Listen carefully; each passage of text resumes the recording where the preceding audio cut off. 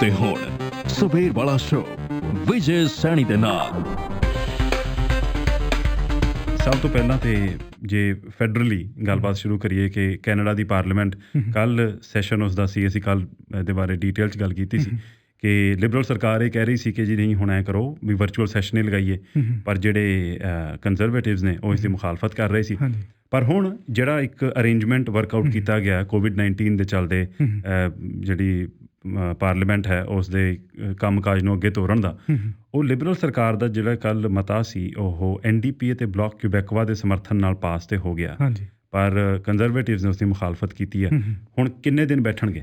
ਸੋ ਵਿਜੇ, ਗੱਲ ਇੱਦਾਂ ਹੈ ਕਿ ਲੰਗੜੀ ਲੱਤ ਸਰਕਾਰ ਹੈ, 157 ਸੀਟਾਂ ਨੇ, ਅਤੇ ਇਹ ਗੱਲ ਹੁਣ ਆਪੋਜੀਸ਼ਨ ਪਾਰਟੀਜ਼ ਨੂੰ ਵੀ ਪਤਾ, ਅਤੇ ਹਰ ਕੋਈ ਪਾਰਟੀ ਚਾਹੁੰਦੀ ਹੈ ਕਿ ਅਸੀਂ ਵੀ ਆਪਣੀ ਮਨਵਾ ਕੇ ਦਿਖਾਈਏ ਜੀ। ਅਤੇ ਹੋਇਆ ਕੀ ਸੀ ਕਿ ਹੁਣ ਲਿਬਰਲ ਸਰਕਾਰ ਕਹਿ ਰਹੀ ਸੀ ਕਿ ਹਫ਼ਤੇ ਦੇ ਵਿੱਚ ਇੱਕ ਦਿਨ ਅਸੀਂ ਇਨ ਪਰਸਨ ਬੈਠ ਜਾਈਏ ਅਤੇ ਬਾਕੀ ਜਿਹੜੇ 2 ਜਾਂ ਉਸ ਤੋਂ ਵੱਧ ਸੈਸ਼ਨਸ ਵਰਚੁਅਲੀ ਹੋਣ ਜੀ। ਅਤੇ ਕੰਜ਼ਰਵੇਟਿਵ ਪਾਰਟੀ ਇੱਥੇ ਅੜੀ ਹੋਈ ਸੀ, ਕਹਿੰਦੀ ਕਿ ਹਫ਼ਤੇ ਦੇ ਵਿੱਚ ਘੱਟੋ ਘੱਟ 3 ਸੈਸ਼ਨ ਹੋਣ।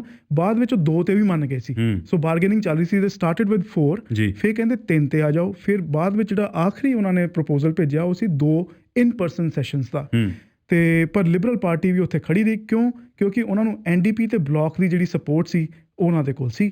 ਸੋ ਉਹਨਾਂ ਨੂੰ ਐਟ ਏ ਗਿਵਨ ਟਾਈਮ ਇੱਕ ਹੀ ਪਾਰਟੀ ਦੀ ਸਪੋਰਟ ਚਾਹੀਦੀ ਹੈ। ਸੋ ਉਹਨਾਂ ਦੇ ਕੋਲ ਦੋਨੋਂ ਪਾਰਟੀਜ਼ ਦੀ ਸਪੋਰਟ ਸੀ, NDP ਅਤੇ ਬਲਾਕ। ਅਤੇ ਉਹ ਕਹਿੰਦੇ ਆ ਜਾਓ ਫਿਰ ਵੋਟਿੰਗ ਕਰਾ ਲੈਂਦੇ ਹਾਂ, ਕਿਉਂਕਿ ਕੱਲ੍ਹ ਜਦੋਂ ਪ੍ਰਾਈਮ ਮਿਨਿਸਟਰ ਟਰੂਡੋ ਆਏ, ਜਦੋਂ ਉਹਨਾਂ ਨੇ ਸੰਬੋਧਨ ਕੀਤਾ ਮੁਲਕ ਨੂੰ, ਅਤੇ ਉਦੋਂ ਉਹਨਾਂ ਨੇ ਕਿਹਾ ਕਿ ਡਿਸਕਸ਼ਨਸ ਆਰ ਗੋਇੰਗ ਔਨ। ਸੋ ਅਪੈਰੈਂਟਲੀ ਉਹ ਡਿਸਕਸ਼ਨਸ ਦਾ ਕੁਝ ਨਿਕਲਿਆ ਨਹੀਂ ਉਹਦੇ 'ਚੋਂ। ਫਿਰ ਕਹਿੰਦੇ ਆ ਜਾਓ ਵੋਟਿੰਗ ਕਰਾ ਲੈਂਦੇ ਹਾਂ, ਕਿਉਂਕਿ ਪਾਰਲੀਮੈਂਟ ਦਾ ਕੱਲ੍ਹ ਸੈਸ਼ਨ ਐਜ਼ ਇਟ ਇਜ਼ ਸ਼ੁਰੂ ਹੋਣਾ ਸੀ, ਕਿਉਂਕਿ ਜਿਹੜਾ ਸਸਪੈਂਡ ਕੀਤਾ ਗਿਆ ਸੀ ਉਹ 20 ਅਪ੍ਰੈਲ ਤੱਕ ਹੀ ਕੀਤਾ ਗਿਆ ਸੀ ਪਾਰਲੀਮੈਂਟ ਨੂੰ। ਅਤੇ ਉਦੋਂ ਜਦੋਂ ਵੋਟਿੰਗ ਕਰਾਈ ਗਈ ਉਹਦੇ ਵਿੱਚ 22 ਵੋਟਾਂ ਪਈਆਂ ਟਰੂਡੋ ਲਿਬਰਲ ਸਰਕਾਰ ਦੇ ਹੱਕ ਵਿੱਚ, ਕਿ ਜੋ ਉਹਨਾਂ ਦਾ ਪ੍ਰਪੋਜ਼ਲ ਸੀ। 15 ਨੇ ਮੁਖਾਲਫਤ ਕੀਤੀ, ਉਹ ਕੰਜ਼ਰਵੇਟਿਵ ਸਨ। ਅਤੇ ਪਰ ਮਤਾ ਇਹ ਪਾਸ ਹੋ ਗਿਆ। ਹੁਣ ਕੀ ਹੋਇਆ ਕਿ ਹਫ਼ਤੇ ਦੇ ਵਿੱਚ ਇੱਕ ਦਿਨ ਹੀ ਹੋਏਗਾ ਇਨ ਪਰਸਨ ਸੈਸ਼ਨ, ਉਹ ਹੋਏਗਾ ਬੁੱਧਵਾਰ ਨੂੰ ਜੀ, ਅਤੇ 2 ਹੋਣਗੇ ਵਰਚੁਅਲ ਸੈਸ਼ਨਸ, ਇੱਕ ਮੰਗਲਵਾਰ ਨੂੰ ਅਤੇ ਇੱਕ ਵੀਰਵਾਰ ਨੂੰ। ਤੇ ਇਹਦੀ ਸ਼ੁਰੂਆਤ ਹੋਣੀ 28 ਤਰੀਕ ਤੋਂ 28 ਅਪ੍ਰੈਲ ਤੋਂ, ਪਰ ਅਜੇ ਪਹਿਲਾਂ 2 ਦਿਨ ਹੀ ਹੋਣਾ ਸੈਸ਼ਨ, ਟਿਊਜ਼ਡੇ ਨੂੰ ਤੇ ਵੈਨਸਡੇ ਨੂੰ। ਟਿਊਜ਼ਡੇ ਵਾਲਾ ਵਰਚੁਅਲ, ਵੈਨਸਡੇ ਵਾਲਾ ਇਨ ਪਰਸਨ, ਥਰਸਡੇ ਵਾਲਾ ਫਿਰ ਅੱਗੇ ਜਾ ਕੇ ਐਡ ਆਨ ਕੀਤਾ ਜਾਏਗਾ। ਬਿਲਕੁਲ ਸਹੀ। ਅਤੇ ਵਿਜੇ, ਜਿਹੜਾ ਇਹ ਵੈਨਸਡੇ ਵਾਲਾ ਸੈਸ਼ਨ ਹੋਏਗਾ 2.25 ਘੰਟਿਆਂ ਦਾ ਹੋਣਾ ਜੀ, ਅਤੇ ਇਹਦੇ ਵਿੱਚ ਕੈਬਨਿਟ ਮਿਨਿਸਟਰਸ ਨੂੰ ਸਵਾਲ ਪੁੱਛੇ ਜਾ ਸਕਦੇ ਨੇ, ਕਿਉਂਕਿ ਮੇਨ ਕੰਜ਼ਰਵੇਟਿਵ ਪਾਰਟੀ ਦਾ ਇਹੀ ਕਹਿਣਾ ਸੀ, ਕਹਿੰਦੇ ਕਿ ਟਰੂਡੋ ਆ ਕੇ ਅਨਾਊਂਸਮੈਂਟਸ ਕਰ ਜਾਂਦੇ ਨੇ ਜੀ, ਅਤੇ ਜਿਹੜੇ ਅਸੀਂ ਸਵਾਲ ਉਹਨਾਂ ਨੂੰ ਬੈਕਗਰਾਊਂਡ 'ਚ ਪੁੱਛੇ ਹੁੰਦੇ ਨੇ, ਜਾਂ ਜਿਹੜੇ ਅਸੀਂ ਸੁਝਾਅ ਦਿੱਤੇ ਹੁੰਦੇ ਨੇ, ਜੋ ਅਸੀਂ ਕੰਮ ਕੀਤਾ ਬੈਕਗਰਾਊਂਡ ਦੇ ਵਿੱਚ, ਉੱਥੇ ਕਵਰ ਕਰ ਦਿੰਦੇ ਨੇ ਉਹ। ਉਹ ਇੱਦਾਂ ਲੱਗਦਾ ਕਿ ਸਭ ਕੁਝ ਟਰੂਡੋ ਹੀ ਕਰ ਰਹੇ ਨੇ। ਉਹ ਕਹਿੰਦੇ ਵੀ ਉਹਨਾਂ ਨੇ ਕੁਐਸਚਨ ਪੀਰੀਅਡ ਨੂੰ ਪ੍ਰੈਸ ਕਾਨਫਰੰਸ ਦੇ ਨਾਲ ਤਬਦੀਲ ਕਰ ਦਿੱਤਾ, ਸਬਸਟੀਚਿਊਟ ਕਰ ਦਿੱਤਾ। ਸੋ ਇਹ ਨਹੀਂ ਹੋਣਾ ਚਾਹੀਦਾ, ਇਹ ਕੰਮ ਪਾਰਲੀਮੈਂਟ ਦੇ ਵਿੱਚ ਆ ਕੇ ਹੀ ਕੀਤਾ ਜਾਵੇ। ਕੱਲ੍ਹ ਐਂਡਰੂ ਸ਼ੀਅਰ ਨੇ ਫਿਰ ਇਹ ਗੱਲ ਵੀ ਕੀਤੀ, ਜਦੋਂ ਮੁਖਾਲਫਤ ਉਹਨਾਂ ਨੇ ਕੀਤੀ, ਜਿਵੇਂ ਤੁਸੀਂ ਦੱਸਿਆ ਕਿ 15 ਵੋਟਾਂ ਇਸ ਦੇ ਵਿਰੋਧ ਵਿੱਚ ਪਈਆਂ, 22 ਵੋਟਾਂ ਇਸ ਬਿੱਲ ਦੇ ਸਮਰਥਨ ਵਿੱਚ ਪਈਆਂ। ਹੁਣ ਇੱਥੇ ਇਹ ਵੀ ਇੱਕ ਗੱਲ ਵੱਲ ਧਿਆਨ ਦੇਣਾ ਜ਼ਰੂਰੀ ਹੈ ਵਾਸੂ, ਜਦੋਂ ਪਹਿਲਾਂ 2 ਬਿੱਲ ਪਾਸ ਹੋਏ ਸੀ ਨਾ ਜਿਹੜੇ ਰਾਹਤ ਪੈਕੇਜਿਸ ਵਾਲੇ, ਉਹਦੇ ਵਾਸਤੇ ਸਰਬਸੰਮਤੀ ਦੀ ਜ਼ਰੂਰਤ ਸੀ। ਜਿਹੜਾ ਇਹ ਪਾਰਲੀਮੈਂਟ ਦੀ ਸਿਟਿੰਗ ਨੂੰ ਚੇਂਜ ਕਰਨ ਦੀ ਗੱਲ ਹੈ, ਇਹ ਕਿਉਂਕਿ ਇੱਕ ਨੋਰਮਲ ਪ੍ਰੋਸੀਜਰਲ ਮੋਸ਼ਨ ਹੈ, ਇਹਦੇ ਵਾਸਤੇ ਸਰਬਸੰਮਤੀ ਦੀ ਲੋੜ ਨਹੀਂ ਸੀ। ਜੇ ਸਰਬਸੰਮਤੀ ਨਾਲ ਹੋ ਜਾਂਦਾ ਤਾਂ ਛੇਤੀ ਹੋ ਜਾਣਾ ਸੀ, ਅਤੇ ਉਹ that's true for any bill, ਕਿ ਜੇ ਸਾਰੀਆਂ ਪਾਰਟੀਆਂ ਸਹਿਮਤ ਹੋ ਜਾਣ, ਪਰ ਇਹਦੇ ਵਾਸਤੇ ਸਰਬਸੰਮਤੀ ਦੀ ਲੋੜ ਨਹੀਂ ਸੀ। ਇਸੇ ਕਰਕੇ ਇਹ ਪੂਰਾ ਦਾ ਪੂਰਾ ਜਿਹੜਾ ਪੋਲੀਟੀਕਲ ਥੀਏਟਰ ਆ ਉਹ ਘੱਟ ਮੈਂਬਰਾਂ ਦੀ ਮੌਜੂਦਗੀ ਦੇ ਵਿੱਚ ਕੱਲ੍ਹ ਹਾਊਸ ਆਫ ਕਾਮਨਸ ਦੇ ਵਿੱਚ ਚੱਲਿਆ। ਅਤੇ ਜਿਹੜੇ ਵਿਜੇ ਵਰਚੁਅਲ ਸੈਸ਼ਨਸ ਹੋਣੇ ਨੇ, ਜਿਹੜਾ ਤੁਸੀਂ ਦੱਸਿਆ ਕਿ ਸ਼ੁਰੂਆਤ ਵਿੱਚ ਸਿਰਫ ਮੰਗਲਵਾਰ ਹੋਏਗਾ, ਉਸ ਤੋਂ ਬਾਅਦ ਇਵੈਂਚੁਅਲੀ ਇਹਨੂੰ ਐਕਸਪੈਂਡ ਕਰ ਦਿੱਤਾ ਜਾਏਗਾ ਮੰਗਲਵਾਰ ਅਤੇ ਵੀਰਵਾਰ, ਅਤੇ ਇਹ ਦੋਨੋਂ ਜਿਹੜੇ ਦਿਨ ਹੋਣਗੇ 90 ਮਿੰਟ ਦੇ ਸੈਸ਼ਨਸ ਹੋਣਗੇ। ਸੋ ਇਹਦੇ ਵਿੱਚ ਵੀ ਸਰਕਾਰ ਨੂੰ ਸਵਾਲ ਪੁੱਛੇ ਜਾ ਸਕਦੇ ਨੇ। ਇੱਕ ਹੋਰ ਗੱਲ ਜਿੱਥੇ ਕੱਲ੍ਹ ਸਹਿਮਤੀ ਹੋਈ, ਕਿ ਸਰਬਸੰਮਤੀ ਤਾਂ ਨਹੀਂ ਹੋਈ, ਪਰ ਜਿਹੜੀ ਸਹਿਮਤੀ ਹੋ ਗਈ ਵਾਇਆ ਵੋਟਿੰਗ, ਉਹ ਇਹ ਸੀ ਕਿ ਕੋਈ ਵੀ ਜੇ ਨਵੀਂ ਲੈਜਿਸਲੇਸ਼ਨ ਆਏਗੀ ਅਤੇ ਉਹਦੇ ਵਿੱਚ ਸਰਕਾਰ ਜਿਹੜੀ ਉਹ ਲੈਜਿਸਲੇਸ਼ਨ ਆ ਘੱਟੋ ਘੱਟ 48 ਘੰਟੇ ਪਹਿਲਾਂ ਉਹ ਪਾਰਲੀਮੈਂਟ ਨੂੰ ਪ੍ਰੈਜ਼ੈਂਟ ਕਰ ਦੇਗੀ, ਤਾਂ ਕਿ ਬਾਕੀ ਪਾਰਟੀਜ਼ ਉੱਤੇ ਕੰਮ ਕਰ ਸਕਣ। ਕਿਉਂਕਿ ਗੱਲ ਹੁਣ ਇਹ ਹੈ, ਜਿਹੜੇ ਮੈਂਬਰਸ ਨੇ ਸਾਰੇ ਦੇ ਸਾਰੇ ਓਟਵਾ ਦੇ ਵਿੱਚ ਮੌਜੂਦ ਨਹੀਂ ਹੈਗੇ।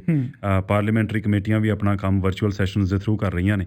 48 ਘੰਟੇ ਪਹਿਲਾਂ ਜਿਹੜਾ ਉਹ ਲੈਜਿਸਲੇਸ਼ਨ ਦਾ ਕੋਈ ਵੀ ਨਵਾਂ ਬਿੱਲ ਹੈ ਉਹ ਪ੍ਰੈਜ਼ੈਂਟ ਕਰਨ ਦਾ ਮਕਸਦ ਇਹੋ ਆ ਕਿ ਜਿਹੜੇ ਦੂਰ ਦੁਰਾਡੇ ਬੈਠੇ ਹੁਣ ਮੈਂਬਰਸ ਨੇ, ਜੇ ਕਿਸੇ ਨੇ ਆਪਣਾ ਇਨਪੁਟ ਉਹਦੇ ਵਿੱਚ ਦੇਣਾ ਤਾਂ ਉਹ ਸਮਾਂ ਮਿਲ ਜਾਏਗਾ, ਯੈਸ ਐਕਸਟਰਾ ਟਾਈਮ ਮਿਲ ਜਾਏਗਾ। ਯੈਸ, ਤੇ ਇੱਕ ਗੱਲ ਦੱਸਣੀ ਬਹੁਤ ਜ਼ਰੂਰੀ ਹੈ ਕਿ ਬੁੱਧਵਾਰ ਨੂੰ ਜਿਹੜਾ 2.5 ਘੰਟੇ ਦਾ ਸੈਸ਼ਨ ਹੋਣਾ, ਇਹ ਹੈਗਾ ਇਨ ਰੂਟੀਨ, ਜਿਹੜਾ ਹਰ ਹਫਤੇ ਹੋਣਾ ਜੀ। ਜੇਕਰ ਕੋਈ ਨਵੀਂ ਲੈਜਿਸਲੇਸ਼ਨ ਆਉਂਦੀ ਹੈ ਉਹ ਐਕਸਟਰਾ ਟਾਈਮ ਆ, ਉਹਦੇ ਲਈ ਫਿਰ ਐਕਸਟਰਾ ਇੱਕ ਸੈਸ਼ਨ ਬੁਲਾਇਆ ਜਾ ਸਕਦਾ, ਉਹ ਵੀ ਬੁੱਧਵਾਰ ਨੂੰ ਹੋਏਗਾ ਇਨ ਪਰਸਨ। ਕਿਉਂਕਿ ਐਸੈਂਸ਼ਲੀ ਕੀਤਾ ਕੀ ਜਾ ਰਿਹਾ ਕਿ ਇਹਨਾਂ 3 ਦਿਨਾਂ ਦੇ ਵਿੱਚ 5 ਦਿਨਾਂ ਦੇ ਸੈਸ਼ਨਸ ਨੂੰ ਸਕੁਈਜ਼ ਇਨ ਕਰਨ ਦੀ ਕੋਸ਼ਿਸ਼ ਕੀਤੀ ਜਾ ਰਹੀ ਹੈ। ਹਾਲਾਂਕਿ ਹਲੇ ਜਿਹੜਾ ਵੈਨਸਡੇ ਦਾ ਸੈਸ਼ਨ ਹੈ 2 ਘੰਟੇ 15 ਮਿੰਟ ਦਾ, ਉਹ that is equal to 3 question periods, ਤੇ ਜਿਹੜਾ 90 ਮਿੰਟ ਦਾ ਇੱਕ ਸੈਸ਼ਨ ਹੈ ਜਿਹੜਾ ਵਰਚੁਅਲੀ ਹੋਣਾ, that is equivalent to 2 question periods. So ਇਹਨਾਂ 2 ਦਿਨਾਂ ਦੇ ਵਿੱਚ ਹੀ ਐਕਚੁਅਲੀ 5 ਦਿਨਾਂ ਦੇ ਬਰਾਬਰ ਦੇ ਕੁਐਸਚਨ ਪੀਰੀਅਡ ਦਾ ਸਮਾਂ ਮਿਲ ਜਾਣਾ। ਪਰ ਹੁਣ ਸਭ ਤੋਂ ਜਿਹੜੀ ਦੇਖਣ ਵਾਲੀ ਗੱਲ ਹੋਣੀ ਹੈ ਨਾ, ਇਨ ਪਰਸਨ ਸੈਸ਼ਨਸ ਘੱਟ ਮੈਂਬਰਸ ਦੀ ਮੌਜੂਦਗੀ ਵਿੱਚ ਕਿਵੇਂ ਚੱਲਦੇ ਨੇ ਅਸੀਂ ਵੇਖ ਚੁੱਕੇ ਹਾਂ। ਉਹਦੇ ਵਿੱਚ ਇਹੋ ਹੈ ਕਿ ਤੁਹਾਡੀ ਜਿਹੜੇ ਰਿਪਰੈਜ਼ੈਂਟੇਟਿਵਸ ਨੇ ਉਹ ਕਿਉਂਕਿ ਫਿਜ਼ੀਕਲ ਡਿਸਟੈਂਸਿੰਗ ਕਰਕੇ ਦੂਰ ਦੂਰ ਬੈਠੇ ਨੇ, ਪਰ ਵੋਟਿੰਗ ਦਾ ਪ੍ਰੋਸੀਜਰ ਸਾਰਾ ਕੁਝ ਉਹੀ ਹੈ ਜਿਹੜਾ ਨਾਰਮਲ ਕੋਰਸ ਆਫ ਪਾਰਲੀਮੈਂਟ ਦੇ ਵਿੱਚ ਚੱਲਦਾ। ਪਰ ਵਰਚੁਅਲੀ ਇਹ ਸਭ ਕੁਝ ਕਿਵੇਂ ਰੈਪਲੀਕੇਟ ਕੀਤਾ ਜਾਏਗਾ, ਇਹ ਆਉਂਦੇ ਹਫ਼ਤਿਆਂ 'ਚ ਪਤਾ ਲੱਗਣਾ, ਕਿਉਂਕਿ ਪਾਰਲੀਮੈਂਟਰੀ ਜਿਹੜੀਆਂ ਕਮੇਟੀਜ਼ ਨੇ ਉਹ ਵਰਚੁਅਲੀ ਕੰਮ ਕਰ ਰਹੀਆਂ ਨੇ ਤੇ ਉਹਨਾਂ ਨੂੰ ਬੜੀਆਂ ਦਿੱਕਤਾਂ ਆ ਰਹੀਆਂ। ਤੇ ਉਹਦੇ 'ਚ ਕੀ ਹੁੰਦਾ ਕਿ ਹੁਣ ਦੇਖੋ, ਅਸੀਂ ਸਾਰੇ ਆਪਣੇ ਪੇਰੈਂਟਸ ਨਾਲ ਜਾਂ ਕਿਸੇ ਰਿਸ਼ਤੇਦਾਰ ਨਾਲ, ਜਿਹੜੇ ਖਾਸ ਕਰਕੇ ਜਿਹੜੇ ਇੰਡੀਆ 'ਚ ਬੈਠੇ ਹੋਏ ਨੇ, ਉਹਨਾਂ ਨਾਲ ਫੇਸ ਟਾਈਮ ਤੇ ਜਾਂ ਵਟਸਐਪ ਵੀਡੀਓ ਕਾਲ ਤੇ ਅਸੀਂ ਬਹੁਤ ਵਾਰੀ ਗੱਲਬਾਤ ਕਰਦੇ ਹਾਂ।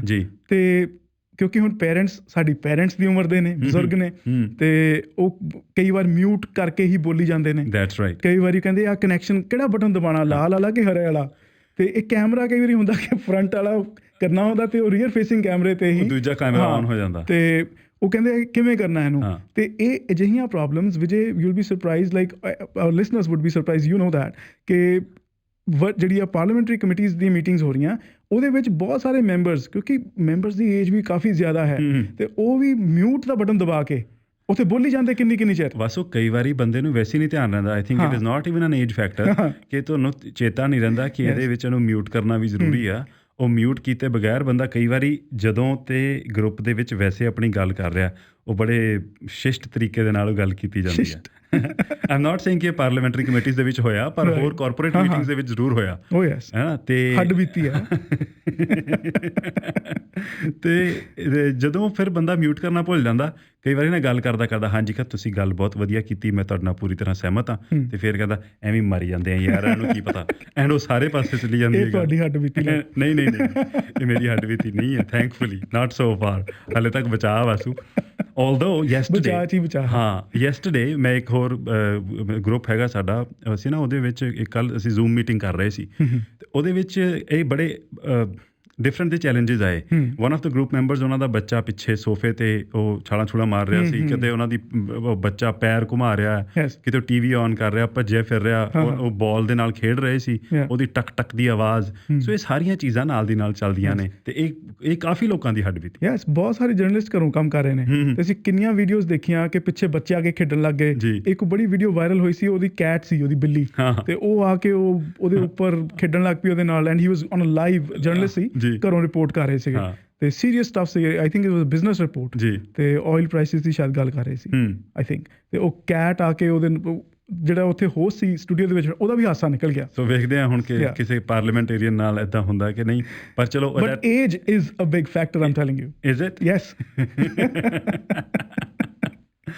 ਕਈ ਵਾਰੀ ਜਿਹੜੇ ਬੰਦੇ ਦੀ ਉਮਰ ਜ਼ਿਆਦਾ ਹੁੰਦੀ ਨਾ, ਸੋ ਜਸਟ ਟੂ ਬੀ ਉਹ ਜ਼ਿਆਦਾ ਕੇਅਰਫੁਲ ਹੁੰਦਾ, ਉਹ ਫਿਰ ਇੱਕ ਕਦਮ ਫੂਕ ਕੇ ਧਰਦਾ, ਸਪੈਸ਼ਲੀ ਜਦੋਂ ਟੈਕਨੋਲੋਜੀ ਦੀ ਵਾਰੀ ਆਉਂਦੀ। ਜ਼ਿਆਦਾ ਕੇਅਰਫੁਲ ਵੀ ਚੰਗੀ ਗੱਲ ਨਹੀਂ ਹੈਗੀ, ਪਰ ਚਲੋ ਖੈਰ। Anyway, it's not to say ਕਿ ਜਿਹੜੇ ਏਜ ਲੋਕ ਹੈਗੇ ਆ ਟੈਕ ਸੇਵੀ ਨਹੀਂ ਹੈਗੇ, ਬਟ ਜਨਰਲੀ ਇੱਕ ਹੁੰਦਾ ਟ੍ਰੈਂਡ, ਕਿਉਂਕਿ ਉਹਨਾਂ ਨੇ ਸਾਰੀ ਉਮਰ ਜਿਹੜੀ ਆਪਣੀ ਹੈ ਉਹ ਇਸ ਟੈਕਨੋਲੋਜੀ ਤੋਂ ਬਿਨਾਂ ਉਹਨਾਂ ਨੇ ਗੁਜ਼ਾਰੀ ਹੈ। And the world has changed so rapidly in the last 5 to 10 years ਕਿ ਉਹਨਾਂ ਦਾ ਕੋਈ ਕਸੂਰ ਨਹੀਂ ਹੈ, ਬਟ ਜਨਰਲੀ ਸਪੀਕਿੰਗ ਸਾਡੇ ਪੇਰੈਂਟਸ ਉੱਦਾਂ ਦੇ ਨੇ ਜੀ। ਅੱਛਾ, ਚੱਕਰ ਕੀ ਹੁੰਦਾ, ਇੱਕ ਜਿਹੜਾ ਸਪੈਸ਼ਲੀ ਜ਼ੂਮ ਬਾਰੇ ਤੇ ਖਬਰਾਂ ਵੀ ਆਈਆਂ ਨਾ ਕਿ ਉਹ ਹੈਕ ਹੋ ਜਾਂਦਾ, ਹੈਕਰ ਆ ਕੇ ਕੁਝ ਹੋਰ ਹੀ ਉਹ ਚ ਕਰ ਦਿੰਦੇ ਨੇ, ਸਿਕਿਉਰਿਟੀ ਇਸ਼ੂਜ਼ ਵੀ ਹੈਗੇ ਨੇ। ਅੱਛਾ, ਜਿਹੜੀ ਪਾਰਲੀਮੈਂਟਰੀ ਮੀਟਿੰਗ ਸੀਗੀਆਂ, ਉਹਦੇ ਵਿੱਚ ਸਭ ਤੋਂ ਵੱਡੀ ਜਿਹੜੀ ਦਿੱਕਤ ਆ ਰਹੀ ਉਹ ਟ੍ਰਾਂਸਲੇਸ਼ਨ ਦੀ, ਕਿ ਹੁਣ ਫ੍ਰੈਂਚ ਤੇ ਇੰਗਲਿਸ਼ ਦਾ ਹੈ, ਸਾਰਿਆਂ ਨੂੰ ਫ੍ਰੈਂਚ ਨਹੀਂ ਆਉਂਦੀ, ਸਾਰਿਆਂ ਨੂੰ ਇੰਗਲਿਸ਼ ਨਹੀਂ ਆਉਂਦੀ, ਤੇ ਉਹ ਜਿਹੜੀ ਟ੍ਰਾਂਸਲੇਸ਼ਨ ਹੈ ਉਹ ਕਿਵੇਂ ਹੋਣੀ ਹੈ। ਸੋ ਜਿਹੜੀਆਂ ਪਾਰਲੀਮੈਂਟਰੀ ਕਮੇਟੀਜ਼ ਦੀਆਂ ਜਿਹੜੀਆਂ ਮੀਟਿੰਗਸ ਜ਼ੂਮ ਤੇ ਹੋ ਰਹੀਆਂ ਸੀ, ਉਹਦੇ ਵਿੱਚ ਟ੍ਰਾਂਸਲੇਸ਼ਨ ਦੀ ਕੋਈ ਸਹੂਲਤ ਨਹੀਂ ਸੀ, ਤੇ ਹੁਣ ਸਰਕਾਰ ਉਸ ਤੇ ਕੰਮ ਕਰ ਰਹੀ ਹੈ ਕਿ ਜ਼ਿਆਦਾ ਤੋਂ ਜ਼ਿਆਦਾ ਜਿਹੜੇ ਫੰਕਸ਼ਨਸ ਨੇ ਉਹਨਾਂ ਨੂੰ ਵਰਚੁਅਲੀ ਕਿਵੇਂ ਕੀਤਾ ਜਾ ਸਕੇ, ਉਹਨਾਂ ਨੂੰ ਕਿਵੇਂ ਅਵੇਲੇਬਲ ਹਾਂ। ਤੇ ਕਰਾਈਏ। ਸ਼ਾਇਦ ਇਹੀ ਮੇਰਾ ਖਿਆਲ ਕਾਰਨ ਹੈ ਕਿ ਟੂ ਸਟਾਰਟ ਵਿਦ ਜਿਹੜੀਆਂ ਵਰਚੁਅਲ ਮੀਟਿੰਗਸ ਨੇ ਉਹ ਸਿਰਫ ਇੱਕ ਦਿਨ ਰੱਖੀਆਂ ਗਈਆਂ, ਜੀ। ਕਿਉਂਕਿ ਜਿਹੜਾ ਇੰਟਰਫੇਸ ਹੈ ਨਾ ਉਹਨੂੰ ਹੋਰ ਜ਼ਿਆਦਾ ਡਿਵੈਲਪ ਕੀਤਾ ਜਾ ਰਿਹਾ। ਜੀ, ਸੋ ਵੇਖਦੇ ਹਾਂ ਇਹ ਕਿਵੇਂ ਚੱਲਦੀਆਂ ਨੇ ਮੀਟਿੰਗਸ, ਕਿਉਂਕਿ ਅਗਲੇ ਹਫਤੇ ਤੋਂ ਇਹ 28 ਅਪ੍ਰੈਲ ਤੋਂ ਹਾਂਜੀ ਸ਼ੁਰੂ ਹੋਣਾ ਹੈ ਇੱਦਾਂ ਦਾ ਕੰਮ। ਅੱਜ 21 ਤਰੀਕ ਹੈ, ਸੋ ਅਗਲੇ ਮੰਗਲਵਾਰ ਪਹਿਲੀ ਵਰਚੁਅਲ ਮੀਟਿੰਗ ਹੋਣੀ ਆ। ਯੈਸ ਐਂਡ ਦੇਖਦੇ ਹਾਂ ਉਹ 'ਚੋਂ ਕੀ ਰਿਪੋਰਟ ਆਉਂਦੀ ਹੈ, ਜੀ। ਜਾਂ ਜਿਹੜੇ ਆਪਣੇ ਕੰਜ਼ਰਵੇਟਿਵਸ ਨੇ, ਆਪੋਜੀਸ਼ਨ ਵਾਲੇ ਨੇ, ਉਹ ਕੀ ਕਹਿੰਦੇ ਨੇ। ਬਿਲਕੁਲ। ਕਿਉਂਕਿ ਜੇ ਇਹ ਮੀਟਿੰਗਸ ਠੀਕ ਤਰ੍ਹਾਂ ਨਾ ਚੱਲੀਆਂ, ਉਹਨਾਂ ਨੇ ਫਿਰ ਰੌਲਾ ਪਾਉਣਾ ਹੀ ਪਾਉਣਾ ਕਿ ਬਿਲਕੁਲ। ਵਾਪਸ ਆਓ ਇਨ ਪਰਸਨ। ਯੈਸ ਇਹ ਵਰਚੁਅਲ ਮੀਟਿੰਗਸ ਦੀ ਅੱਛਾ in defence of that Jagmeet Singh NDP ਦੇ ਲੀਡਰ ਨੇ ਕੱਲ੍ਹ ਇਹ ਕਿਹਾ, ਕਹਿੰਦੇ ਵੀ ਇਨ ਪਰਸਨ ਸੀਟਿੰਗ ਵੀ ਚਲੋ ਠੀਕ ਆ, ਪਰ ਜਿਹੜੀ ਗਵਰਨਮੈਂਟ ਹੈ ਉਹਦੇ ਉੱਪਰ ਚੈੱਕਸ ਚਾਹੀਦੇ ਨੇ, ਪਰ ਉਹ ਚੈੱਕਸ ਇਸ ਹਿਸਾਬ ਨਾਲ ਹੋਣ ਕਿ ਇਨ ਪਰਸਨ ਮੀਟਿੰਗਸ ਜਿਹੜੀਆਂ ਹੁਣ ਹੋ ਰਹੀਆਂ ਸਿਟਿੰਗਸ, ਉਹ ਸਿਰਫ ਉਹੀ MP ਅਟੈਂਡ ਕਰ ਸਕਦੇ ਨੇ ਸੇਫਲੀ ਜਿਹੜੇ ਕਿ ਓਟਵਾ ਦੇ ਨੇੜੇ ਤੇੜੇ ਰਹਿੰਦੇ ਨੇ। ਕਹਿੰਦੇ ਪਰ ਉਹ ਜਿਹੜਾ ਚੈੱਕ ਐਂਡ ਬੈਲੈਂਸ ਹੈ ਉਹ ਤਾਂ ਸਾਰੇ MPs ਨੂੰ ਕਰਨਾ ਚਾਹੀਦਾ। ਸੋ ਇਹਦੇ ਨਾਲ ਇਹ ਹੈ ਕਿ ਜਿਹੜੇ ਲੋਕੀ ਦੂਰ ਦਰਾਡੇ ਵੀ ਰਹਿੰਦੇ ਨੇ, ਓਟਵਾ ਦੇ ਨਜ਼ਦੀਕ ਨਹੀਂ ਹੈਗੇ, BC 'ਚ ਨੇ, ਪ੍ਰੇਰੀਜ਼ 'ਚ ਨੇ, ਹੋਰ ਪਾਸੇ ਨੇ, ਨਾਰਦਰਨ ਰੀਜਨ ਦੇ ਵਿੱਚ ਨੇ, ਉਹ ਵੀ ਵਰਚੁਅਲੀ ਸਾਈਨ ਇਨ ਕਰਕੇ ਤੇ ਸਰਕਾਰ ਤੋਂ ਜਵਾਬ ਤਲਬੀ ਕਰ ਸਕਦੇ ਨੇ। ਐਗਜ਼ੈਕਟਲੀ। ਤੇ ਬਲਾਕ ਦਾ ਇਹ ਕਹਿਣਾ ਸੀ, ਕਹਿੰਦੇ ਕਿ ਫਟਾਫਟ ਜਿੱਦਾਂ ਵੀ ਹੈ, ਕਹਿੰਦੇ ਇਹ ਬਹੁਤ ਛੋਟੀ ਗੱਲ ਹੈ ਕਿ ਪ੍ਰੋਸੀਜਰ ਕੀ ਹੋਏਗਾ, ਵਰਚੁਅਲ ਕਰਨਾ ਵਰਚੁਅਲ ਕਰ ਲਓ, ਜਿੱਦਾਂ ਵੀ ਕਰਨਾ।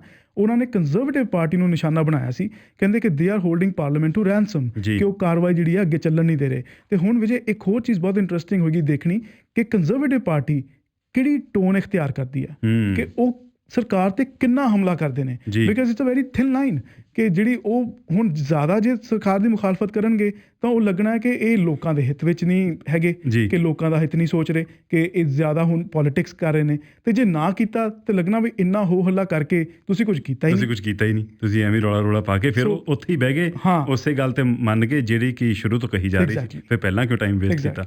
ਵਾਸੂ ਹੁਣ ਜੇ ਗੱਲ ਕਰੀਏ ਆਇਲ ਪ੍ਰਾਈਸਿਸ ਦੀ, ਕੱਲ੍ਹ ਬੜਾ ਅਜੀਬੋ-ਗਰੀਬ ਦਿਨ ਸੀ। ਮੇਰੇ ਖਿਆਲ ਅਜਿਹਾ ਹਿਸਟਰੀ ਦੇ ਵਿੱਚ ਕਦੇ ਨਹੀਂ ਹੋਇਆ ਕਿ ਤੇਲ ਦੀਆਂ ਕੀਮਤਾਂ ਇੰਨੀਆਂ ਜ਼ਿਆਦਾ ਡਿੱਗੀਆਂ ਹੀ ਨਹੀਂ, ਸਗੋਂ ਇਸ ਕਦਰ ਪ੍ਰਾਈਸ ਚਲੀ ਗਈ ਕਿ ਉਹ ਨੈਗੇਟਿਵ ਦੇ ਵਿੱਚ ਜਾ ਲੱਗੀ।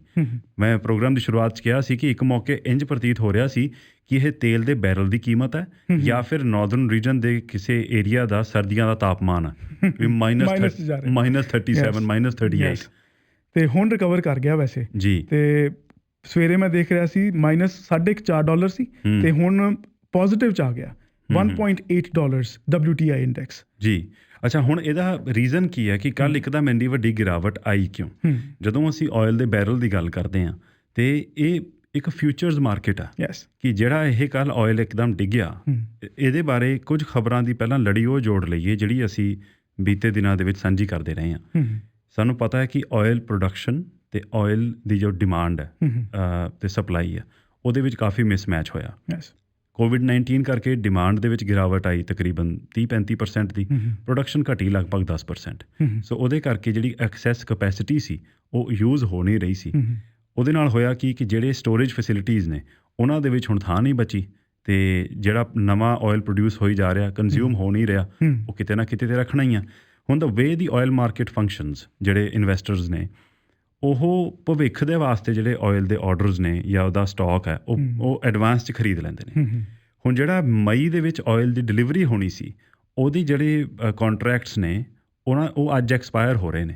ਸੋ ਜਿਹਨੇ ਅੱਜ ਤੱਕ ਉਹ ਕੰਟਰੈਕਟ ਆਪਣਾ ਨਾ ਵੇਚਿਆ, ਉਹਨੂੰ ਮਈ ਦੇ ਵਿੱਚ ਆਇਲ ਦੀ ਡਿਲੀਵਰੀ ਲੈਣੀ ਪੈਣੀ ਹੈ। ਸੋ ਇੱਦਾਂ ਨਹੀਂ ਹੈ ਕਿ ਸਿੱਧਾ ਤੁਸੀਂ ਕਿਹਾ ਕਿ ਆਇਲ ਸੈਲਰ ਤੇ ਆਇਲ ਬਾਇਰ ਇਕੱਠੇ ਆ ਕੇ ਮਿਲ ਰਹੇ ਨੇ ਕਿ ਹਾਂਜੀ ਆ ਲਓ $100 ਮੈਨੂੰ ਦੇ ਦਿਓ ਜੀ ਤੇਲ, ਇੱਦਾਂ ਨਹੀਂ ਹੈ। ਸੋ ਫਿਊਚਰਸ ਮਾਰਕੀਟ ਹੈ, ਉਹਦੇ ਵਿੱਚ ਕਿੰਨੀ ਵਾਰ ਜਿਹੜਾ ਹੈ ਆਇਲ ਦਾ ਫਿਊਚਰ ਜਿਹੜਾ ਹੈ ਉਹ ਸੈਲ ਹੁੰਦਾ, ਬਾਏ ਹੁੰਦਾ before it actually gets delivered. So futures market ਦੇ ਵਿੱਚ ਹੋਰ ਕਿੰਨੀਆਂ ਇਹੋ ਜਿਹੀਆਂ ਕਮੋਡਿਟੀਜ਼ ਨੇ, ਐਨਰਜੀ, ਈਵਨ ਜਿਹੜੀਆਂ ਗ੍ਰੇਨਸ ਨੇ, ਕ੍ਰੌਪਸ ਨੇ, ਉਹ ਵੀ ਫਿਊਚਰ ਮਾਰਕੀਟ ਦੇ ਵਿੱਚ ਵੇਚੀ ਜਾਂਦੀ ਹੈ। ਤੇ ਇਸੇ ਤਰ੍ਹਾਂ ਇਹ ਆਇਲ ਦੀ ਸਿਚੁਏਸ਼ਨ ਸੀ। ਸੋ ਹੁਣ ਹੋਇਆ ਕੀ ਹੈ ਕਿ ਕਿਉਂਕਿ ਆਇਲ ਦੀ ਡਿਮਾਂਡ ਇੰਨੀ ਘਟ ਗਈ, ਖਰੀਦਣ ਵਾਲਾ ਐਕਚੁਅਲ ਬਾਇਰ ਜਿਹੜਾ ਹੈ ਕੋਈ ਹੈ ਨਹੀਂ ਜੀ। ਸੋ ਫਿਊਚਰਸ ਟ੍ਰੇਡ ਹੋ ਰਹੇ ਨੇ।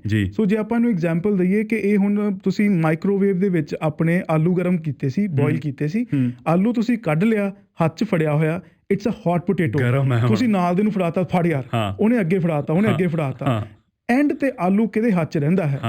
ਉਹਨੂੰ ਜਿਹੜਾ ਨੁਕਸਾਨ ਹੋਣਾ ਨਾ, ਉਹਨੇ ਪਰੌਂਠੇ ਨਹੀਂ ਖਾਣੇ, ਹਾਂ ਉਹਨੇ ਪਰੌਂਠੇ ਨਹੀਂ ਖਾਣੇ, ਪਰੌਂਠੇ ਉਹਦੇ ਬਣਾਉਣੇ ਉਹਨੂੰ ਆਉਂਦੇ ਨਹੀਂ, ਸੋ ਗਰਮ ਆਲੂ ਹੱਥ 'ਚ ਫੜ ਕੇ ਉਹ ਖੜਾ ਕਰੂਗਾ ਤੇ ਉਹਨੇ ਫਿਰ ਜਿਹੜੀ ਉੱਤੇ ਮਲਮ ਪੱਟੀ ਕਰਾਣੀ ਆ, ਉੱਤੇ ਜਿਹੜਾ ਖਰਚਾ ਆਣਾ ਉਹ ਹੈਗਾ -$37 ਜਿਹੜਾ ਘਾਟਾ ਪੈ ਰਿਹਾ। ਜਾਂ ਵਾਸੂ ਜੀ ਇਹਦਾ ਇੱਕ ਹੋਰ ਪੈਰਲਲ ਲੈਣਾ ਹੋਏ ਨਾ, it's a very good example. ਮੇਰੇ ਖਿਆਲ ਰੀਅਲ ਏਸਟੇਟ ਨਾਲ ਜੁੜੀਆਂ ਚੀਜ਼ਾਂ ਨੂੰ ਛੇਤੀ ਸਮਝ ਦੇ ਵਿੱਚ ਆ ਜਾਂਦੀਆਂ ਨੇ, ਕਿਉਂਕਿ ਬਹੁਤ ਸਾਰੇ ਲੋਕ ਡਾਇਰੈਕਟਲੀ ਜਾਂ ਇਨਡਾਇਰੈਕਟਲੀ ਜੁੜੇ ਹੋਏ ਨੇ। ਬਿਲਡਿੰਗ ਬਣ ਰਹੀ ਹੁੰਦੀ ਹੈ, ਬਿਲਡਿੰਗ ਅਜੇ ਬਣੀ ਨਹੀਂ, ਬਿਲਡਿੰਗ ਕੰਪਲੀਟ ਹੋਣੀ ਆ 2021 'ਚ। ਬੰਦੇ ਨੇ ਉਹਦੇ 'ਚ 5 ਯੂਨਿਟ ਬੁੱਕ ਕਰਾ ਲਏ, 5 ਦੇ ਵਿੱਚ ਰਹਿਣਾ ਤੇ ਹੈ ਨਹੀਂ, ਪਰ ਉਹ ਸਪੈਕੂਲੇਸ਼ਨ ਦੇ ਹਿਸਾਬ ਨਾਲ ਐਡਵਾਂਸ ਦੇ ਕੇ ਬੁੱਕ ਕਰਾ ਲਏ ਕਿ ਜੀ ਅੱਛਾ ਇਹ ਲੈਟਸ ਸੇ $1,00,000 ਦਾ ਯੂਨਿਟ ਹੈ, ਲੱਖ ਦਾ ਵੈਸੇ ਬਾਥਟਬ ਨਹੀਂ ਮਿਲਦਾ ਇਨ ਦ ਸਕਾਈ, ਪਰ ਐਨੀਵੇ ਲੈਟਸ ਫॉर ਦੀ ਸੇਕ ਆਫ ਆਰਗੂਮੈਂਟ ਵੀ $1,00,000 ਦੇ 5 ਯੂਨਿਟ ਬੁੱਕ ਕਰਾ ਲਏ। ਗਾਣਾ ਬਣ ਸਕਦਾ ਬਹੁਤ ਸੋਹਣਾ, ਬਾਥਟਬ ਇਨ ਦ ਸਕਾਈ। ਵਾਹ ਜੀ ਵਾਹ ਜੀ ਵਾਹ। ਪੋਇਟਰੀ ਇਨ ਨਿਊਜ਼। ਆਇਲ ਪ੍ਰਾਈਸਿਸ ਦੇ ਵਿੱਚ ਸ਼ਾਇਰੀ। ਅੱਛਾ ਹੁਣ ਸੋਚੋ, ਬੰਦੇ ਨੇ 5 ਯੂਨਿਟ ਬੁੱਕ ਕਰਾ ਲਏ ਕਿ ਜੀ 100,000 ਈਚ ਤੇ ਅਗਲੇ ਸਾਲ ਕੰਪਲੀਸ਼ਨ ਹੋਊਗੀ, ਪਰ ਉਹਨੇ ਇਸ ਬਿਨਾਂ ਤੇ ਬੁਕਿੰਗ ਕਰਵਾਈ ਆ ਕਿ ਜਦ ਤੱਕ ਅਗਲੇ ਸਾਲ ਕੰਪਲੀਸ਼ਨ ਦਾ ਵੇਲਾ ਆਊਗਾ ਇਹ ਲੱਖ ਵਾਲਾ ਯੂਨਿਟ ਲੈਟਸ ਸੇ 1.5 ਲੱਖ ਦਾ ਹੋ ਜਾਊਗਾ ਤੇ ਆਪਾਂ ਫਲਿੱਪ ਕਰ ਦਾਂਗੇ। ਇਹੀ ਚੀਜ਼ ਹੁੰਦੀ ਹੈ ਇਹ ਆਇਲ ਫਿਊਚਰਸ ਦੇ ਵਿੱਚ ਵੀ, ਕਿ ਬੁਕਿੰਗ ਕਰਾ ਲਈ ਕਿ ਜਦੋਂ ਤੱਕ ਮਈ ਦੇ ਜਿਵੇਂ ਕੰਟਰੈਕਟਸ ਦੀ ਕੱਲ੍ਹ ਐਕਸਪਾਇਰੀ ਸੀ, ਉਹਨਾਂ ਨੂੰ ਇਹ ਸੀਗਾ ਕਿ ਉਦੋਂ ਤੱਕ ਜਿਹੜੇ ਪ੍ਰਾਈਸ 'ਤੇ ਅਸੀਂ ਬੁਕਿੰਗ ਕਰਾਈ ਹੈ ਪ੍ਰਾਈਸ ਉਹ ਤੋਂ ਵਧੀ ਹੋਏਗੀ, ਮੁਨਾਫਾ ਖੱਟ ਕੇ ਵੇਚ ਦਿਆਂਗੇ। ਨਾਰਮਲੀ ਜਿਹੜੇ ਇਹ ਕੰਟਰੈਕਟਸ ਦੀ ਐਕਸਪਾਇਰੀ ਹੁੰਦੀ ਹੈ ਫਿਊਚਰਸ ਮਾਰਕੀਟ ਦੇ ਵਿੱਚ, ਉਹ ਬੜਾ ਰੈਗੂਲਰ ਜਿਹਾ ਇਵੈਂਟ ਹੁੰਦਾ, ਉਹ ਕੋਈ ਐਡੀ ਵੱਡੀ ਹੈਡਲਾਈਨ ਨਹੀਂ ਬਣਦੀ ਜਿਵੇਂ ਕੱਲ੍ਹ ਬਣੀ ਆ। ਹੁਣ ਜਦੋਂ ਵਾਰੀ ਆਈ ਕੰਪਲੀਸ਼ਨ ਦੀ, ਉਦੋਂ ਤੱਕ ਮਾਰਕੀਟ ਡਿੱਗ ਗਈ। ਉਦੋਂ ਤੁਹਾਨੂੰ ਪਤਾ ਵੀ ਜਿਹੜਾ ਤੁਸੀਂ $1,00,000 ਦੇ ਕੇ ਬੁੱਕ ਕਰਾਇਆ ਸੀ ਜਾਂ $1,00,000 ਦਾ ਬੁੱਕ ਕਰਾਇਆ ਸੀ, ਲੈਟਸ ਸੇ ਤੁਸੀਂ $20,000 ਪਰ ਯੂਨਿਟ ਦਿੱਤੇ ਸੀ, ਹੁਣ ਉਹ ਤੁਹਾਡਾ ਡਿਪੋਜ਼ਿਟ ਵੀ ਨਹੀਂ ਮੁੜਦਾ ਤੇ ਜਿੰਨੇ ਦਿਨ ਤੁਸੀਂ ਹੋਰ ਇੰਤਜ਼ਾਰ ਕਰੋਗੇ ਤੁਹਾਨੂੰ ਹੋਰ ਘਾਟੇ ਤੋਂ ਹੋਰ ਘਾਟਾ ਪਈ ਜਾਣਾ। ਬੰਦਾ ਕਹਿੰਦਾ ਕਿ ਪਹਿਲਾਂ ਬੰਦਾ ਇਹ ਕੋਸ਼ਿਸ਼ ਕਰਦਾ ਚਲ ਮੈਂ 20,000 ਦਾ ਡਿਪੋਜ਼ਿਟ ਦਿੱਤਾ ਸੀ, ਕੋਈ ਇਹੀ ਮਿਲ ਜਾਵੇ ਜਿਹੜਾ 20 ਦੇ ਕੇ ਲੈ ਲਓ ਮੈਥੋਂ। ਉਹ ਕਹਿੰਦਾ 20 ਨਹੀਂ ਜੀ, ਮੈਂ ਕੋਈ ਕਹਿੰਦਾ 15 ਦਊਂ, 10 ਦਊਂ, 5 ਦਊਂ, 2,000 ਦਊਂ। ਹੁਣ ਲੈਟਸ ਸੇ ਫਰਦਰ ਤੁਹਾਨੂੰ ਜੇ ਇਹ ਵੀ ਦਿਖਦਾ ਹੋਵੇ ਕਿ ਜੇ ਇਹਦੀ ਕੰਪਲੀਸ਼ਨ ਕਰਨੀ ਪੈ ਗਈ ਯੂਨਿਟ ਦੀ, ਜਾਂ ਤਾਂ ਮੈਂ ਬੈਂਕਰਪਟ ਹੋਊਂਗਾ ਜਾਂ ਮੇਰੇ ਸਿਰ ਤੇ ਕਿਸ਼ਤਾਂ ਇੰਨੀਆਂ ਪੈ ਜਾਣਗੀਆਂ, ਰੈਂਟਲ ਮਾਰਕੀਟ ਵੀ ਨਹੀਂ ਹੈਗੀ, ਤੁਹਾਨੂੰ ਦਿਖ ਰਿਹਾ ਕਿ ਨੁਕਸਾਨ ਤੋਂ ਹੋਰ ਜ਼ਿਆਦਾ ਨੁਕਸਾਨ ਹੀ ਹੋਣਾ ਤੇ ਇਹਨਾਂ ਨੂੰ ਕੱਢਣ ਦੇ ਵਿੱਚ ਹੀ ਫਾਇਦਾ। ਸੇ ਬੰਦਾ ਉਹ ਯੂਨਿਟ ਕਿਸੇ ਨਾ ਕਿਸੇ ਤਰ੍ਹਾਂ ਵੇਚਦਾ। ਹੁਣ ਉਹੀ ਸੇਮ ਕਨਸੈਪਟ ਲਿਆ ਕੇ ਤੁਸੀਂ ਇਹਨਾਂ ਆਇਲ ਫਿਊਚਰਸ ਦੀ ਮਾਰਕੀਟ ਦੇ ਉੱਪਰ ਇੰਪਲੀਮੈਂਟ ਕਰ ਲਓ। ਐਗਜ਼ੈਕਟਲੀ। ਤੇ ਦਿਮਾਗ ਦੇ ਵਿੱਚ ਕਈ ਵਾਰੀ ਇਮੇਜ ਇਹ ਵੀ ਬਣ ਜਾਂਦੀ ਆ ਕਿ ਮੇ ਬੀ ਕਿ ਹੁਣ ਹੋਏਗਾ ਕਿ ਜਿਹੜਾ ਸੈਲਰ ਹੈ ਉਹਨੇ ਬੈਰਲ ਨਾਲ ਦੇਣਾ ਤੇ ਨਾਲ $37 ਪੱਲਿਓਂ ਦੇਣੇ। ਇੱਦਾਂ ਨਹੀਂ ਹੈ। ਇਹਦਾ ਮਤਲਬ ਇਹ ਹੈ ਕਿ ਜਿੰਨੇ ਵੀ ਸਾਰੇ ਫਾਈਨੈਂਸ਼ੀਅਲ ਇੰਸਟਰੂਮੈਂਟਸ ਜਿਹੜੇ ਬਣਾਏ ਗਏ, ਜਿਹੜੇ ਰਾਹ ਦੇ ਵਿੱਚ ਆਏ between the seller and the buyer, ਜਿਨ੍ਹਾਂ ਨੇ ਉਸ ਫਾਈਨੈਂਸ਼ੀਅਲ ਇੰਸਟਰੂਮੈਂਟਸ ਘੜੇ ਸੀ, ਇਸ ਕੇਸ ਦੇ ਵਿੱਚ ਜਿਹੜੇ ਫਿਊਚਰਸ, ਉਸ ਹੁਣ ਆਪਣੇ ਕਰਾਰ ਤੋਂ ਵਾਪਸ ਪਰਤਨ ਤੇ ਜਿਹੜਾ ਉਹਨਾਂ ਨੂੰ ਉੱਥੇ ਜਿਹੜਾ ਉਹਨਾਂ ਦਾ ਨੁਕਸਾਨ ਹੋਣਾ, ਜਿਹੜੇ ਉਹਨਾਂ ਨੂੰ ਪੈਨਲਟੀ ਪੇ ਕਰਨੀ ਪੈਣੀ, ਉਹ ਹੈ $37। ਕਰੈਕਟ। ਕਿ ਜਿਹੜਾ ਕੰਟਰੈਕਟ ਸੀ ਹੁਣ ਉਹ ਕੰਟਰੈਕਟ ਰੱਦ ਹੋ ਗਿਆ, ਸੋ ਉਹਦੀ ਜਿਹੜੀ ਪੈਨਲਟੀ ਹੈ ਕਿ ਤੁਸੀਂ ਆਪਣੇ ਥੁੱਕ ਕੇ ਚੱਟਿਆ, ਉਹਦੇ ਹੁਣ $37 ਜਿਹੜੇ ਆ ਤੁਹਾਨੂੰ ਪੇ ਕਰਨੇ ਪੈਣੇ ਆ। ਸੋ ਉਹ ਹੈ ਕਿ ਇਹ ਨਹੀਂ ਹੈ ਬੈਰਲ ਦਿੱਤਾ, ਕਿਉਂਕਿ ਕੱਲ ਅਸੀਂ ਮਜ਼ਾਕ ਕਰ ਰਹੇ ਸੀ ਵੀ ਇਹ ਤਾਂ ਸੋਹਣਾ ਕੰਮ ਹੋ ਗਿਆ ਕਿ ਗੈਸ ਪਵਾਉਣ ਜਾਓ ਤੇ ਨਾਲੇ ਗੈਸ ਨਾਲੇ ਉਹ ਪੈਸੇ ਦੇਣਗੇ, ਇੱਦਾਂ ਨਹੀਂ ਹੋਣਾ। ਤੇ ਚਲੋ ਇਹ ਤਾਂ ਬਹੁਤ ਹੀ ਫਾਰਫੈਚਡ ਐਗਜ਼ਾਮਪਲ ਹੋ ਗਈ। ਈਵਨ ਬੈਰਲ ਵੀ ਜਿਹੜਾ ਹੈ ਉਹ ਇੱਦਾਂ ਨਹੀਂ ਹੈ ਕਿ ਸੈਲਰ ਹੁਣ ਪੱਲਿਓਂ ਪੈਸੇ ਦੇ ਰਿਹਾ, ਕਿ ਰੈਨਿਕ ਜਿਹੜਾ ਆਪਣਾ ਕੰਟਰੈਕਟ ਕਰਨਾ ਪਿਆ ਉਹਦੇ ਜਿਹੜੀ ਪੈਨਲਟੀ ਹੈ ਉਹ $37 ਜੀ। ਸੋ ਇਸ ਕਰਕੇ ਹੁਣ ਜਿਹੜੀ ਤੇਲ ਦੀ ਕੀਮਤ ਹੈ ਕੱਲ੍ਹ ਇੰਨੀ ਜ਼ਿਆਦਾ ਡਿੱਗੀ ਸੀ, ਇਹ ਮਈ ਦੇ ਫਿਊਚਰਸ ਵਾਸਤੇ ਸੀ, ਜਿਹੜੇ ਹੁਣ ਜੂਨ ਦੇ ਫਿਊਚਰਸ ਨੇ। ਕਿਉਂਕਿ ਤੁਸੀਂ ਅੱਜ ਵਾਸੂ ਦਸੰਬਰ ਵਾਸਤੇ ਵੀ ਆਇਲ ਬੁੱਕ ਕਰਾ ਸਕਦੇ ਹੋ ਕਿ ਜੀ ਦਸੰਬਰ ਦੇ ਵਿੱਚ ਅੱਛਾ ਕਿੰਨੇ ਦਾ ਵਿਕ ਲਿਆ ਬੈਰਲ, ਇੰਨੇ ਦਾ ਤੁਸੀਂ ਐਂਟੀਸੀਪੇਟ ਕਰਦੇ ਹੋ ਵੀ ਉਦੋਂ ਸ਼ਾਇਦ ਡਿਮਾਂਡ ਜ਼ਿਆਦਾ ਹੋਏਗੀ, ਮੁਨਾਫੇ ਤੇ ਵੇਚਾਂਗੇ। ਸੋ ਜਿਹੜੇ ਹੁਣ ਲੋਕਾਂ ਨੇ ਜੂਨ ਦੇ ਫਿਊਚਰਸ ਖਰੀਦੇ ਹੋਏ ਨੇ ਜਾਂ ਜੂਨ ਦੇ ਜਿਨ੍ਹਾਂ ਨੇ ਹੁਣ ਆਫਲੋਡ ਕਰਨਾ, ਜੇ ਅਗਲੇ ਮਹੀਨੇ ਉਹਦੀ ਡਿਲੀਵਰੀ ਦਾ ਜਾਂ ਉਹਦੀ ਐਕਸਪਾਇਰੀ ਦਾ ਸਮਾਂ ਆ ਜਾਣਾ, ਹੁਣ ਕਹਿੰਦੇ ਜਿਹੜਾ ਜੂਨ ਦਾ ਫਿਊਚਰ ਉਹ ਵੀ $10-12 ਤੇ ਆ ਗਿਆ, ਉਹ ਵੀ ਡਿੱਗ ਗਿਆ। ਤੇ ਜਿਹੜਾ ਇਹ ਆਇਲ ਪ੍ਰਾਈਸ ਦਾ ਕੋਲੈਪਸ ਹੈ COVID-19 ਕਾਰਨ ਡਿਮਾਂਡ ਦੇ ਵਿੱਚ ਆਏ ਕੋਲੈਪਸ ਕਰਕੇ, ਇਹ ਅਜੇ ਹੋਰ ਜ਼ਿਆਦਾ ਪ੍ਰਚੰਡ ਤੇ ਤੀਬਰ ਹੋ ਸਕਦਾ। ਅਲਟੀਮੇਟਲੀ ਵਿਜੇ, ਜਿਹੜੀ ਅਸੀਂ ਕੱਲ ਗੱਲ ਕਰ ਰਹੇ ਸੀ ਕਿ ਟੂਟੀ ਬੰਦ ਕਰਨੀ ਪੈਣੀ ਹੈ, ਕਿ ਜਿਹੜੀ ਪ੍ਰੋਡਕਸ਼ਨ ਹੈ ਉਹਨੂੰ ਬਿਲਕੁਲ ਬੰਦ ਕਰਨਾ ਪੈਣਾ, ਕਿਉਂਕਿ ਜਿਵੇਂ ਅਸੀਂ ਕੱਲ ਵੀ ਦੱਸਿਆ ਕਿ ਜਿਹੜੇ ਆਲਰੇਡੀ ਜਿਹੜੇ ਸਟੋਰਸ ਹੈਗੇ ਆ ਉਹਨਾਂ ਦੇ ਵਿੱਚ 55 ਮਿਲੀਅਨ ਜਿਹੜਾ US ਦਾ ਜਿਹੜਾ ਮੇਨ ਸਟੋਰ ਹੈਗਾ ਓਕਲਾਹੋਮਾ ਵਾਲਾ ਯੈਸ, ਕੀ ਨਾਮ ਉਹਦਾ, ਕੁਸ਼ਿੰਗ। ਹਾਂ, ਉੱਥੇ 55 ਮਿਲੀਅਨ ਬੈਰਲਸ ਜਿਹੜੇ ਨੇ ਆਲਰੇਡੀ ਸਟੋਰਡ ਹੈਗੇ, ਤੇ ਹੁਣ ਜਿਹੜੇ ਹੁਣ ਕਹਿੰਦੇ ਕਿ ਸਿਰਫ ਸਮੁੰਦਰ ਦੇ ਵਿੱਚ ਹੀ ਉਹਨੂੰ ਸਟੋਰ ਕੀਤਾ ਜਾ ਸਕਦਾ ਟੈਂਕਰਸ ਦੇ ਵਿੱਚ ਭਰ ਕੇ ਜੀ ਤੇ ਉੱਤੇ ਜਿਹੜਾ ਖਰਚਾ ਹੈ ਅਸੀਂ ਕੱਲ ਦੱਸਿਆ ਸੀ ਵੀ ਤਕਰੀਬਨ $1 ਲੱਖ ਦਿਹਾੜੀ ਦਾ ਰੋਜ਼ ਦਾ ਉਹ ਹੁਣ $1,65,000 ਦਾ ਵੀ ਟੈਂਕਰ ਕਹਿੰਦੇ ਉਹ ਖਰਚਾ ਪਿਆ ਹੈਗਾ ਜਿਹੜਾ ਵੱਡੇ ਟੈਂਕਰਸ ਨੇ। ਹੁਣ ਇਸੇ ਕਰਕੇ ਬੰਦਾ ਕਹਿੰਦਾ ਕਿ ਜੇ -$37 ਤੇ ਜੇ ਬੈਰਲ ਆਫਲੋਡ ਹੁੰਦਾ ਇਹਦੀ ਡਿਲੀਵਰੀ ਲੈਣ ਤੋਂ ਬਚਦੇ ਆ ਤਾਂ ਬਚ ਲਓ, ਕਿਉਂਕਿ ਜੇ ਇੱਕ ਦਿਨ ਦੇ ਵਿੱਚ ਉਹ ਟੈਂਕਰ ਦਾ ਖਰਚਾ $1,00,000 ਤੋਂ ਵੱਧ ਕੇ $1,65,000 ਹੋ ਗਿਆ ਤਾਂ ਆਉਂਦੇ ਦਿਨਾਂ ਦੇ ਵਿੱਚ ਹੋਰ ਜ਼ਿਆਦਾ ਵੱਧ ਸਕਦਾ। ਤੇ $1,00,000 ਵੀ ਨਾਰਮਲ ਨਹੀਂ ਹੈ। That's true. ਲੱਖ ਵੀ ਮਤਲਬ ਉਹ ਜਿਹੜਾ ਅਸੀਂ ਕੱਲ ਦੱਸ ਰਹੇ ਸੀ ਕਿ ਹੁਣ ਉਹਨਾਂ ਨੂੰ ਖਰਚਾ ਪੈ ਰਿਹਾ ਨਾਰਮਲ 30-35 ਹੁੰਦਾ। ਯੈਸ, ਉਹ 3 ਗੁਣਾ ਆਲਰੇਡੀ ਸੀ ਤੇ ਹੁਣ ਉਹ ਤੁਸੀਂ ਦੇਖ ਲਓ ਕਿੰਨੇ ਗੁਣਾ ਹੋ ਗਿਆ ਫਰਦਰ ਹੋਰ ਉਹ ਵੱਧ ਗਿਆ। ਅੱਛਾ, ਡੋਨਲਡ ਟਰੰਪ ਨੇ ਇਹ ਵੀ ਕਿਹਾ, ਕਹਿੰਦੇ ਕਿ ਮੈਂ ਜਿਹੜਾ ਸਾਊਦੀ ਅਰੇਬੀਆ ਤੋਂ ਤੇਲ ਅਸੀਂ ਇੰਪੋਰਟ ਕਰਦੇ ਹਾਂ ਵੀ ਉਹਦੇ ਉੱਪਰ ਵੀ ਮੈਂ ਬੈਨ ਲਗਾਉਣ ਬਾਰੇ ਵਿਚਾਰ ਕਰ ਲੈਣਾ ਹੁਣ, ਕਿਉਂਕਿ ਇਹਦਾ ਸਭ ਤੋਂ ਵੱਡਾ ਨੁਕਸਾਨ ਵਾਸੂ ਜਿਹੜੇ ਐਨਰਜੀ ਸੈਕਟਰ ਦੇ ਵਿੱਚ ਉਹ ਪ੍ਰੋਡਿਊਸਰਸ ਨੇ ਨਾ ਜਿਹੜੇ ਬਹੁਤ ਜ਼ਿਆਦਾ ਜਿਨ੍ਹਾਂ ਦੇ ਉੱਪਰ ਕਰਜ਼ਾ ਸੀ ਉਹਨਾਂ ਦੇ ਸਿਰ ਤੇ ਪੈਣਾ। ਕਿਉਂਕਿ ਦੇਖੋ ਜਿਹਦੇ ਸਿਰ ਤੇ ਆਲਰੇਡੀ ਕਰਜ਼ਾ, ਜੇ ਕਿਸੇ ਬੰਦੇ ਕੋਲ ਅੱਜ ਮੰਨ ਲਓ ਤੁਹਾਡੀ ਸੇਵਿੰਗ ਹੈ, ਫਿਰ ਤੁਹਾਨੂੰ ਲੱਗਦਾ ਕਿ ਹੋਰ ਘਾਟਾ ਪੈ ਰਿਹਾ, ਤੁਸੀਂ ਆਪਣੀ ਲਾਈਨ ਆਫ ਕ੍ਰੈਡਿਟ ਤੇ ਜਾਓਗੇ ਵੀ ਚਲੋ ਲਾਈਨ ਆਫ ਕ੍ਰੈਡਿਟ ਤੋਂ ਪੈਸੇ ਲੈ ਕੇ ਔਖਾ ਸੌਖਾ ਕੰਮ ਸਾਰ ਲਓ। ਹੁਣ ਜੇ ਤੁਹਾਡੀ ਸੇਵਿੰਗ ਵੀ ਖਤਮ ਹੋ ਗਈ, ਲਾਈਨ ਆਫ ਕ੍ਰੈਡਿਟ ਵੀ ਭਰੀ ਆ ਤਾਂ ਕੀ ਹੋਏਗਾ? ਐਗਜ਼ੈਕਟਲੀ। ਇਹ ਬਹੁਤ ਸਾਰੀਆਂ US ਦੀਆਂ ਸ਼ੇਲ ਆਇਲ ਕੰਪਨੀਜ਼ ਦੀ ਸਿਚੁਏਸ਼ਨ ਇਹ ਆ। ਹੁਣ ਹੋਇਆ ਕੀ ਹੈ ਕਿ COVID-19 ਦੇ ਸ਼ੁਰੂ ਹੋਣ ਤੋਂ ਪਹਿਲਾਂ, ਜਨਵਰੀ ਤੋਂ ਪਹਿਲਾਂ ਹੀ ਦਸੰਬਰ ਦੇ ਵਿੱਚ, ਮੇਰਾ ਖਿਆਲ ਅਕਤੂਬਰ ਨਵੰਬਰ ਔਨਵਰਡਸ ਸਾਊਦੀ ਅਰੇਬੀਆ ਤੇ ਰਸ਼ੀਆ ਆਪਸ ਦੇ ਵਿੱਚ ਇਹ ਖੇਡਾਂ ਖੇਡਦੇ ਪਏ ਸੀ। ਦੇ ਡਿਡਨਟ ਰੀਅਲਾਈਜ਼ ਕਿ ਅੱਗੋਂ ਕੀ ਹੋਣ ਵਾਲਾ, ਕਿਸੇ ਨੂੰ ਨਹੀਂ ਪਤਾ ਹੀ ਨਹੀਂ ਸੀ।